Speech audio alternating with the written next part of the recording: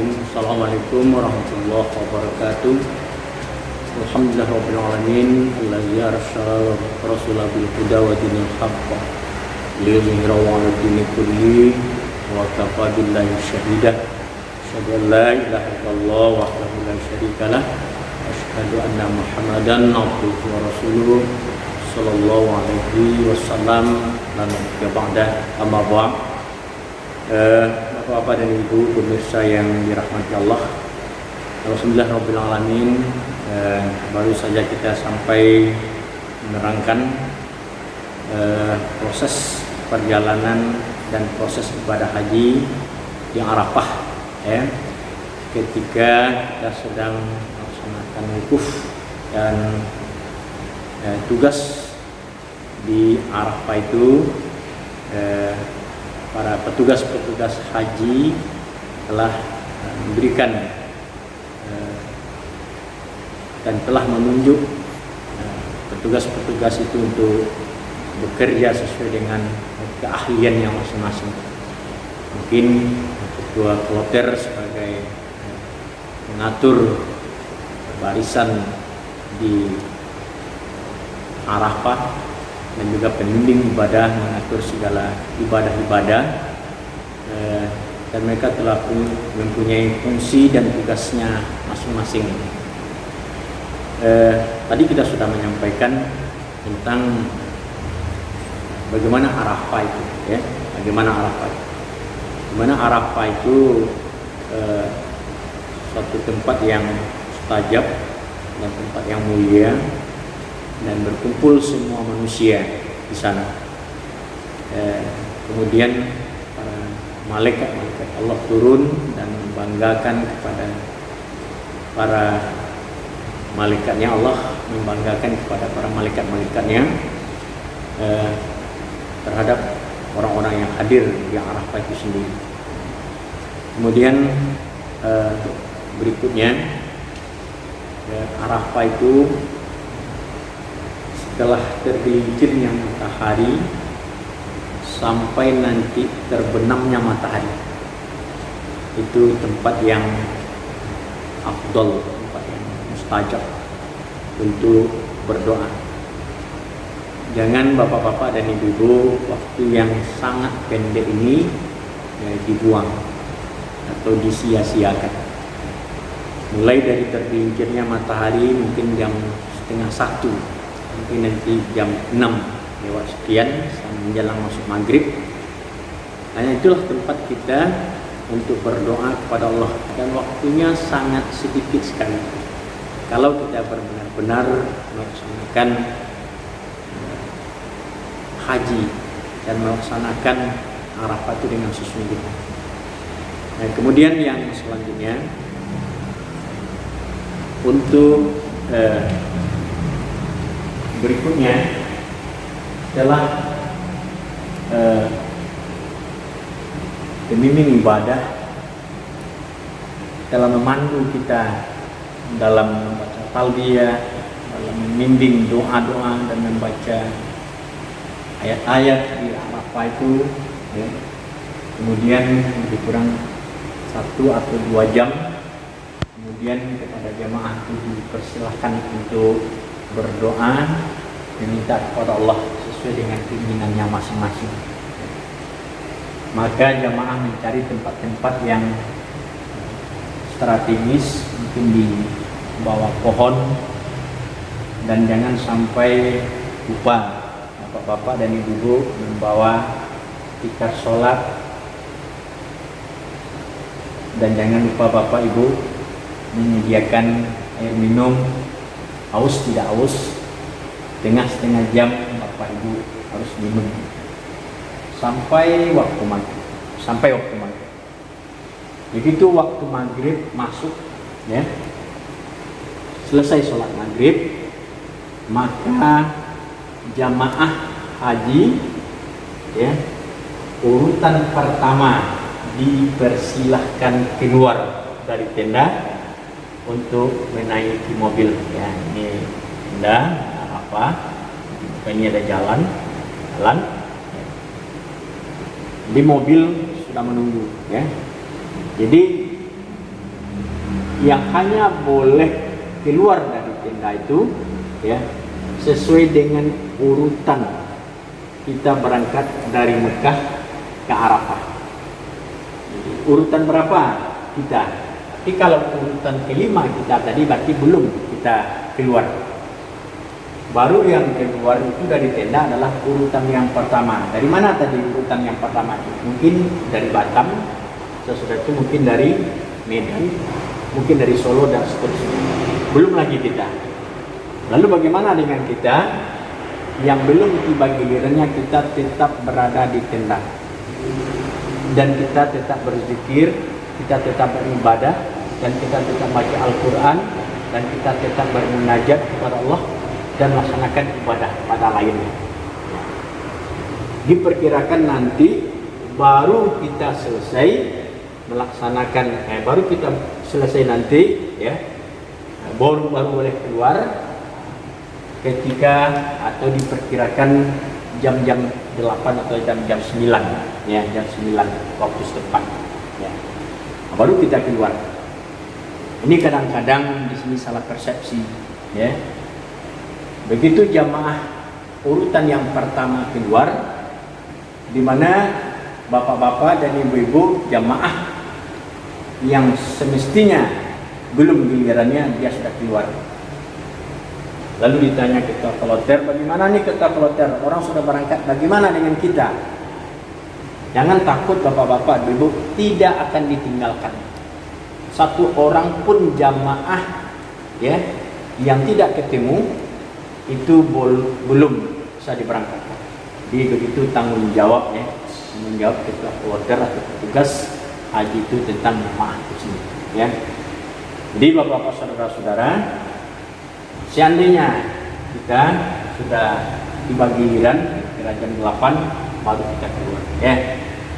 Berarti jamaah urutan yang pertama tadi ya, urutan yang pertama tadi itu dia naik mobil dan masuk dia pada ya, masuk dia pada nomor 18. Karena maktab kita maktab 18 ini wilayah, ini lokasi maktab 18. Berarti jamaah yang pertama itu nyampe di sini dulu. Ya.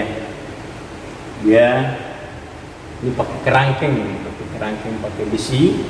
Dia nunggu jamaahnya sini, ya. Berarti dia paling dahulu datang. Lalu mobil yang mengangkut atau yang membawa jamaah yang nomor 1 ini dia jemput lagi ya ke Arafah, jemput lagi ke Arafah, itu urutan yang kedua ya, diantarkan lagi sampai diambil posisi di sini ya, kemudian dijemput lagi ya, kemudian baru di urutan ketiga dijemput lagi, baru urutan keempat, baru jamaah kita dari urutan yang kelima dijemput lagi, baru kita sampai di sini ya, di urutan yang kelima. Sebelum kita ya nyampai ke lokasi ini ya, apa terlebih dulu yang harus kita laksanakan ya, sebelum kita berangkat dari Arafah ini ya, semua barang-barang bawaan tidak ada yang tertinggal, dan makanan-makanan yang ada di Arafah ini yang tersisa tolong dimasukkan ke dalam kantong, dan jangan lupa membawa air. Kalau bisa sebanyak-banyaknya membawa air, karena di sini angin kejang, udara kering, kita sering haus, dan di sana kita ya sering minum. Insya Allah kita tidak akan buang air, tidak akan terdesak buang air. Jadi kita bawa ya makanan sampai nanti kita di Musdalifah. Di Musdalifah ini tidak ada tendanya itu langit aja, dilepas saja ya. Jadi orang udah ramai ini, jadi semua jamaah ini sudah masuk nih semua. Ini sudah ribuan ya jamaah yang berada di sini ya, dari ribuan jamaah. Dan mungkin saja nanti kita sampai di sini jam 11, jam 11 malam, ya, atau mungkin saja jam 10, dan sesuailah dengan sikon atau situasi dan kondisi. Nah, begitu kita masuk nanti sini, kita cari batu dulu, batu, ya, batu kerikil. Ini gunanya nanti kita untuk melontar. Nah, setelah kita istirahat di sini dengan satu kloter, kloter 2 padang, PDG Padang. Kita berkumpul di sini dengan kloter kita, jemaah kita, dan kita bentangkanlah tikar yang kita bawa dari Arafah tadi atau yang kita bawa dari Mekah, ya. Kita boleh tiduran di sini, tiduran. Sesudah itu jamaah-jamaah semakin membludak, jamaah semakin banyak dan segala macam, sampai tidak ada lagi jamaah, ya, yang tersisa di Arafah, ya. Semuanya sudah berada di Musdalifah, ya. Ketika jamaah sudah berada di Musdalifah semuanya, begitu jam 00 lewat tengah malam, jam 12, ya, baru jamaah, ya, yang pertama berangkat dari Mekah sampai ke Arafah, yang dari Arafah sampai ke Musdalifah ini baru dia berangkat dari Musdalifah ke Mina, berangkat ke Mina, ya. Sampai di Mina dijemput lagi, ya, diantar lagi, dijemput lagi, diantar lagi, dijemput lagi, diantar lagi, dan begitu seterusnya, ya, jemput lagi, diantar lagi, ya. Sampailah pada giliran kita, mungkin saja kita nanti bisa berangkat jam 002 atau jam 003, kira jam 3 pagi, karena proses, ya, taradudi itu, ya, mungkin dijemput antar karena memakan waktu, jalan macet dan segala macamnya. Biasa saja nanti kita dijemput sampai jam 3 atau mungkin saja nanti jam 2, ini tergantung kepada macet atau tidak macetnya kendaraan yang akan menjemput kita nanti. Dan begitu sampai kita sampai di Mina, ya, sampai nanti kita di Mina, ya, sampai kita di Mina nanti, kita masuk kepada tenda, di kode juga dengan angka 18. Karena Mina itu sudah diatur tempatnya, ya, oleh petugas beberapa hari yang lalu, tanggal 7 yang lalu, sebelum ke Arafah, kita tempati tempat itu. Apa kata rombongan? Rombongan 1 seperti di Arafah tadi. Rombongan 2, 1001, 1002, 1003, rombongan 2, 1005, 1006, 1007, 1008, dan seterusnya. Masuk, semuanya sudah masuk, dan barang tentengan tadi ditaruh sesuai dengan tempat kita masing-masing. Setelah itu kita istirahat, ya. Dan tolong ingat bapak-bapak dan ibu, kita masih dalam keadaan berihram. Tolong dijaga pakaian ihram, ya. Tolong dijaga perbuatan, perkataan, ya. Wala rafas, wala fusuq, wala jidal. Itu yang kita laksanakan, maka gugurlah pahala haji kita, ya. Percuma aja kita pergi ke Mekah, kita sudah capek, kita sudah letih, tapi hasilnya tidak ada, ya. Dan mohon kita bersabar. Dan anjuran kami, ya, silahkan Bapak Ibu melontar nanti setelah sholat subuh. Nah, mungkin kita sampai di sini nanti mungkin bisa jam 4 atau mungkin saja sampai sini jam 5 nanti, ya, pagi, ya, pagi. Ya. Kenapa harus sudah sholat subuh? Ya. Kenapa harus sudah sholat subuh? Karena nanti ibu bapak kalau tinggal nanti di Harsulisan, ini Harsulisan atau Wadil Mina, Harsulisan, ya, atau di Wadil Mina, itu jarak tenda ke terowongan, ini terowongan Mina, ya, terowongan Mina, itu lebih kurang 1 kilo, ya, 1 kilometer, ya, 1 kilometer dari tenda. Panjangnya terowongan ini lebih kurang 400 meter, Ya, 400 meter sama dengan 1 kilo. Ya, berarti sudah 2 kilo. Dan ini tidak ada lagi mobil. Dan ini bapak ibu berjalan kaki. Orang ramai. Ya. Paling-paling sampai di mulut terowongan ini, kalau bapak ibu belum sholat subuh, orang azan. Di mana bapak mau sholat? Di mana ibu mau sholat? Tempat berduduknya di mana? Kita tidak tahu. Ya. Kalau kita lanjutkan nanti, ya, bisa-bisa saja nanti kita, ya, setelah kembali melontar, kita sampai di tenda kita ini kembali nanti kira-kira jam 9. Berarti subuh tidak ada lagi. Jangan-jangan kita termasuk orang-orang yang fasik, orang-orang yang fasik. Kalau sampai di Makkah pula kita tidak sholat, kan angka anehnya. Harus adalah wajib, ya, bagi orang-orang Islam itu sendiri, ya. Tapi anjuran kami setelah sholat subuh. Begitu setelah selesai sholat subuh nanti kita mufakat bersama-sama dengan ketua kloter, dengan ketua rombongan. Nanti tolong dipandu, itu diberi nanti bendera, di tanda-tandanya itu ada nanti. Asal nampak bendera itu berarti itu rombongan kita. Mungkin saja nanti kita peregu, masing-masing regu itu nanti ada tanda-tanda benderanya. Tapi kalau bendera itu berarti rombongan kita. Kita ikut saja dari belakang. Berarti sepanjang perjalanan kita membaca talbiyah. Baca talbiyah, ya. Terowongan itu lebih kurang 1 kilo. Dari mulut terowongan nanti nampaklah gedung bertingkat, ya. Sampai tingkat 5 kalau tidak salah. Besar gedungnya. Disitulah nampak kita nanti melontar. Itu lebih kurang 2 kilo, ya, lebih kurang 2 kilo. Jadi dari tenda ke terowongan 1 kilometer, panjang terowongan 1 kilo berarti 2 kilo. Ya. Dari mulut terowongan ke pelontaran 2 kilo berarti 4 kilo kita berjalan kaki. 4 kilo kita berjalan. Ya. 4 kilo. Sesudah itu sampai nanti kita sana diarahkan. Jadi kalau tempat di bawah itu ada lantai 5, ya.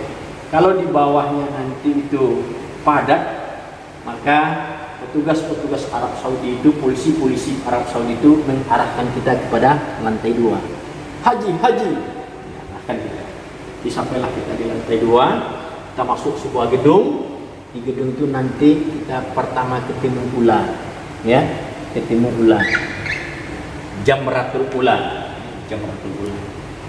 Berarti belum kita lontar. Ya, pada tanggal 10 nih, ya, kita belum melontar jamratul ula. Belum kita lontar. Ya. Jarak antara ula dengan wusta lebih kurang 100 meter. Ya. Kemudian ketemu lagi, ya, ula, wusta, ya. Belum juga kita lontar. Ya, belum juga kita lontar. Ini pada tanggal 10. Ya. Baru, ya, yang paling ujung Jumratul Aqabah. Ini lebih kurang 100 meter pula jaraknya antara wusta dan Aqabah. Baru di sini kita melontar Jamratul Aqabah pada tanggal 10, ya. Pada tanggal 10 Zulhijjah. Sebanyak 7 kali lontaran. Sampai di situ kita lihat situasi. Mungkin tidak kita melontar di sini, mungkin tidak kita melontar di sini. Jadi petugas-petugas itu mengharapkan haji. Kalau begitu kata, berarti sebelah sini kita kosong. Haji. Kalau berarti sebelah sini agak lengang, agak tidak ramai. Dan dapat melontar, ya. Kita mulai melontar. Bismillahirrahmanirrahim. Ar-rajman bisyayatin walidul rahman. Allahumma hajjam mabrura wa sya'ya mashkura wa zamban maghfura wa amalan sholihan maqbula wa tijaratan lan tabur. Bismillahirrahmanirrahim. Kita lontar 1, 2, 3, 4, 5, 6 sampai 7 kali. 7 lontaran, 7 batu kita melontar. Berarti setelah sampai kita melontar 7 kita cari tempat yang aman, yang nyaman, lalu di sana kita berdoa, ya. Kita menghadap ke kiblat, kita berdoa. Kemudian sesudah itu baru kita namanya tahallul. Dinamakan dengan tahallul awal. Baru kita tahallul awal di Aqabah. Kemudian kita tunggu kawan dengan kode bendera tadi, ya. Semuanya kita kasih tahu, Bapak Ibu sudah tahallul, sudah. Jadi semuanya sudah. Kalau begitu sudah, kita cari arah jalan ke kanan, ya.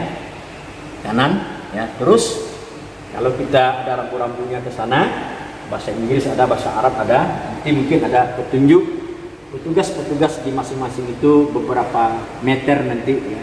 Sekian meter ada petugas. Jadi kita diarahkan sampailah nanti kita ke terowongan lagi. Ini terowongan. Maka untuk mau pulang kita keluarnya dari sini. Jadi masuknya sebelah kiri, keluarnya juga kita sebelah kiri. Ketika kita mau keluar, masuk di sini dan orang mau pulang ke sini. Ketika kita mau pulang sini, orang masuk dari sini. Di peristiwa Mina tahun 90, kenapa banyak jamaah haji Indonesia meninggal ketika itu, jamaah haji, ya, banyak mati ketika itu karena satu terowongan. Di pemerintah Arab Saudi kemudian atas saran dari haji Indonesia, dari pemerintah Indonesia agar membuat 2 terowongan, sehingga pemerintah Arab Saudi itu membuat 2 terowongan, satu untuk mau berangkat dan satu untuk mau pulang, ya. Akhirnya sampai di sini nanti, sampai kita di tenda. Begitu kita sampai di tenda nanti, ya, kita sudah boleh, ya, menukar pakaian kita dengan pakaian biasa.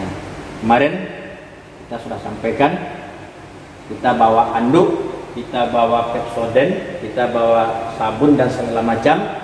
Pakaian ihram kita, pakaian yang ada itu kita buka dan kita pergi ke kamar mandi.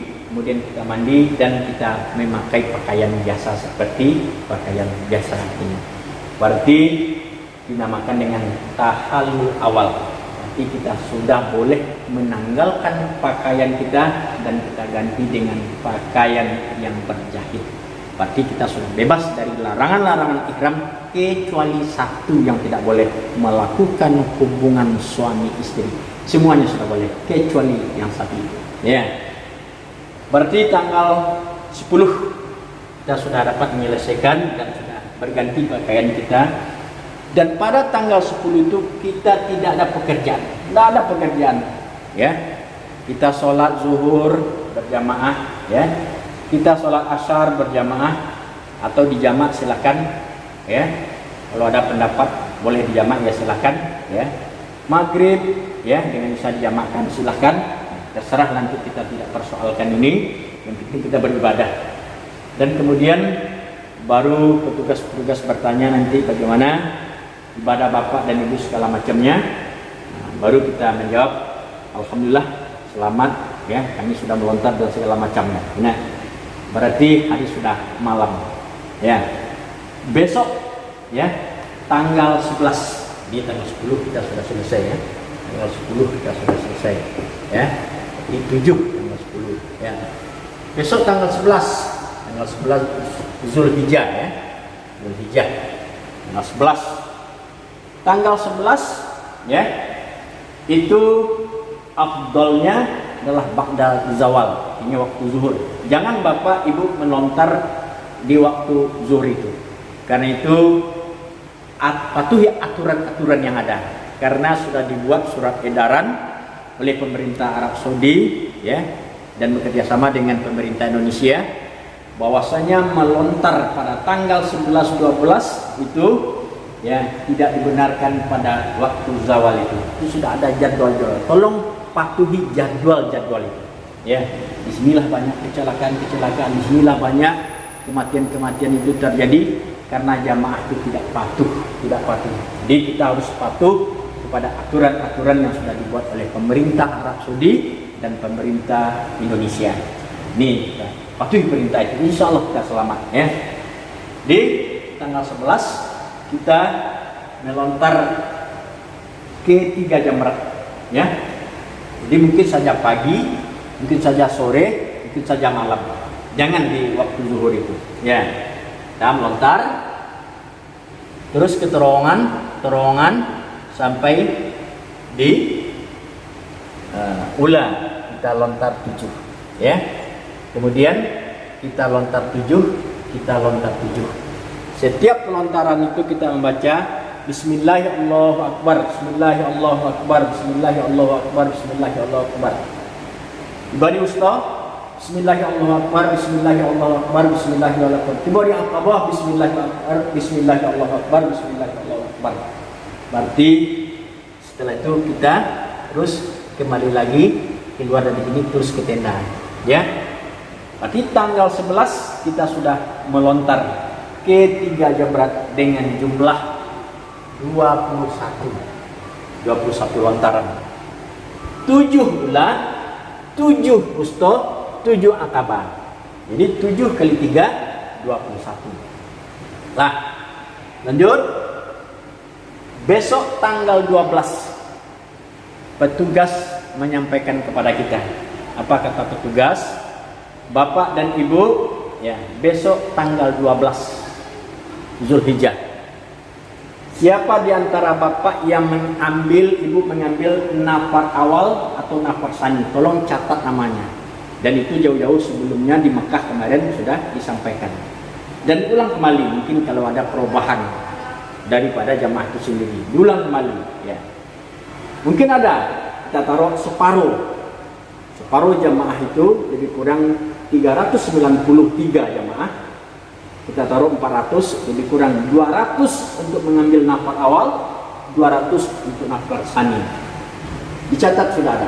Ya. Besok tanggal 12. Jadi tanggal 12 besok.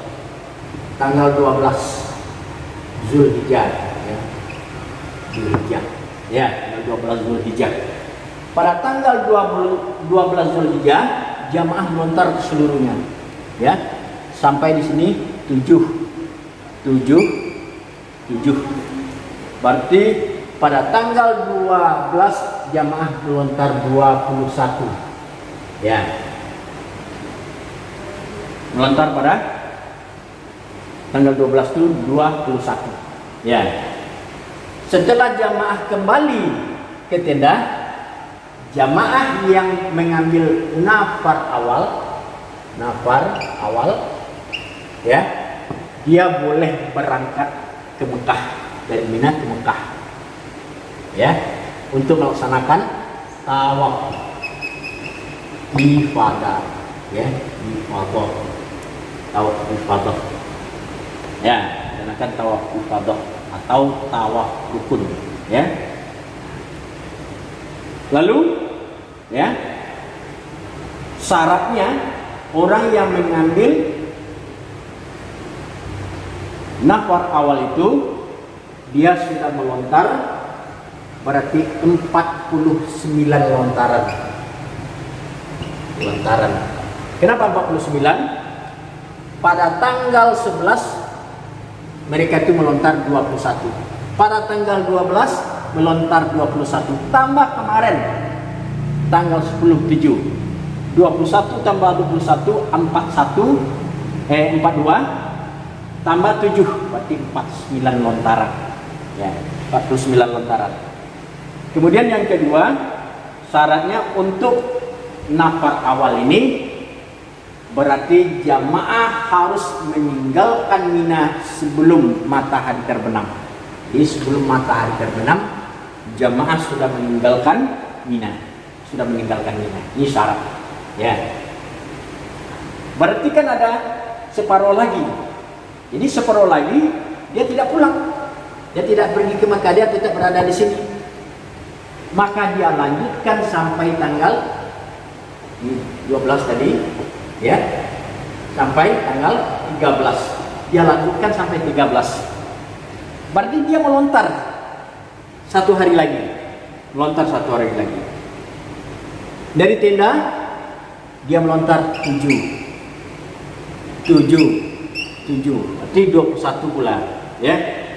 Sehingga dinamakan dengan nafar sani. Nafar terakhir. Ini rombongan yang terakhir yang berangkat ke Makkah. Rombongan yang berangkat ke Makkah. Kalau nafar sani maka lontarannya 49 tambah 21 ya, 49 tambah 21 ya. Maka jumlah lontaran nafar sani itu adalah 70 lontaran. Inilah yang akan dilaksanakan oleh jamaah nanti selama berada di Mina, dan baru jamaah itu terus ke Makkah. Untuk apa? Melaksanakan tawaf ifadah. Bagaimana cara pelaksanaan tawaf ifadah?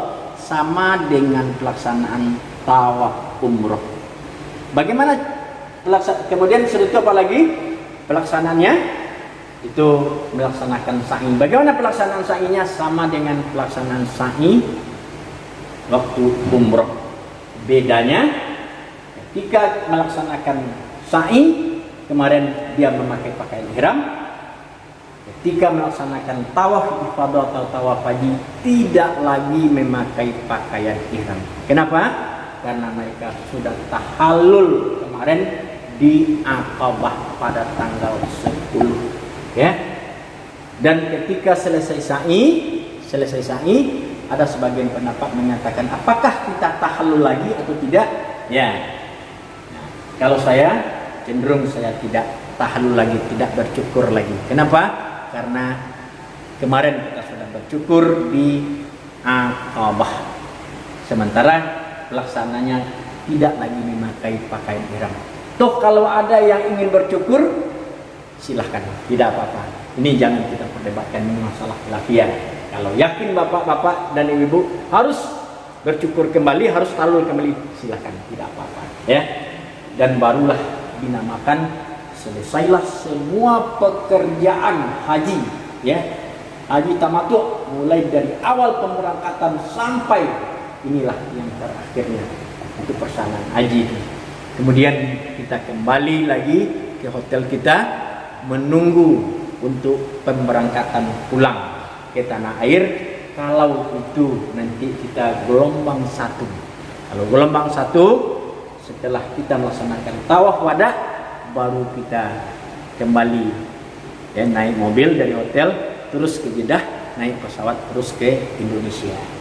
Kalau nanti kita gelombang kedua dan kita meninggalkan meninggalkan Mekah, terlebih dulu kita ya melaksanakan tawaf wada dan setelah itu baru kita ke Madinah untuk melaksanakan arba'in selama 8 hari. Setelah itu terus kita ke Indonesia dari Madinah. Begitu yang bisa saya sampaikan sementara. Terlebih terkurangnya mohon maaf dan mohon kiranya diberikan kritikan saran-saran untuk kesempurnaan apa yang kita sampaikan ini. Demikian saja. Mohon maaf. Assalamualaikum.